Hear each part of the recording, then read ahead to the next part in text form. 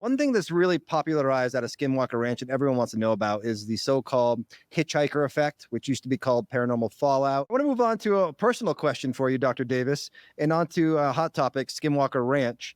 So you spent, roughly 5 years on the ranch, not all the time. You flew in and out a lot. You saw a silent craft descend, correct me if I'm wrong, twice in 96.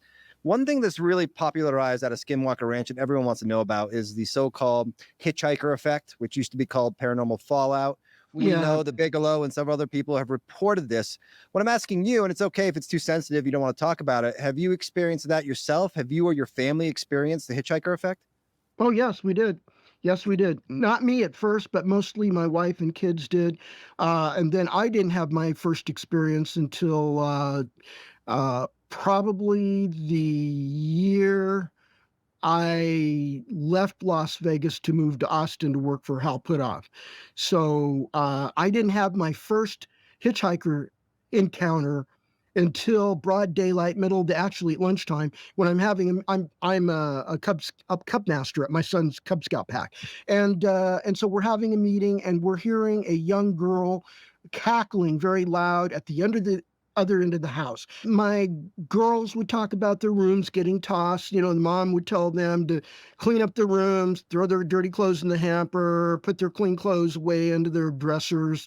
Things are flying all around. They come back from school, they find their room has been tossed, the mattress tossed over, drawers pulled out, things everywhere. That was a clear poltergeist phenomenon. That's what we call them in the old days. They all three did hear voices stuff. My wife, she saw a gray in the middle of the night, and it looked pretty threatening. She was kind of frightened.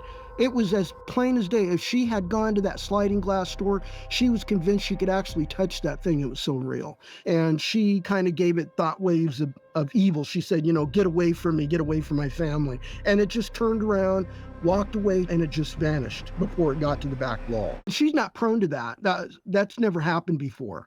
So this is an Okay. example of when that event happened, that really disturbed her. That's never happened in her life. This brings up the question because is the phenomenon benevolent? Because that's a little scary to be followed home, but also as soon as your wife projected like, "Oh, I'm scared, go away," it walked away. Like, what do you make of the phenomenon overall, Doctor? Well, we've always thought that the phenomenon from our experience from reading Jacques' book, Confrontations, if you read Confrontations and the evidence that we had from our experiences at the ranch tells us that the phenomenon is not exactly benevolent. It's more malevolent. Often it's neutral.